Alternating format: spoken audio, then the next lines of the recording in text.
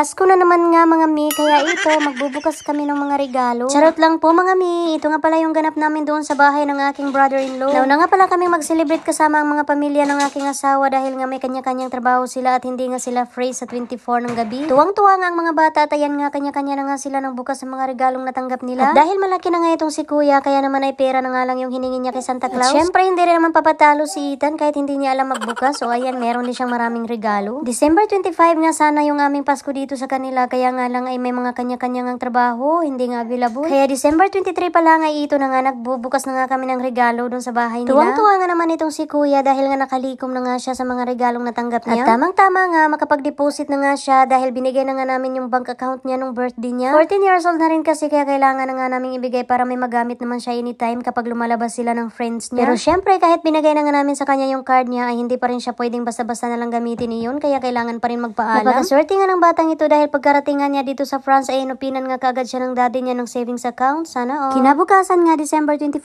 ay ito nga, naggrocery naman kami para sa aming ganap dito sa aming bahay. Tuwing December 24 ay dito talaga kami sa bahay nagsiselebrate kasama nga ang mga habang bata. Habang nag-aantay nga kami kay daddy na nagbabayad dun sa counter, ito nga si Ethan, palakad-lakad. Natapos na nga magbayad si husband, kaya ito naman ay pauwi na nga kami kaagad dahil napagod nga siya sa haba ng linya. Kinagabihan nga, ito na nga, masayang-masaya na nga itong dalawa dahil nakapagbihis na nga din sila ng mga pang-Christmas nilang damit. Pero syempre, mas masaya nga itong si daddy dahil nakatungga na nga ng tuba.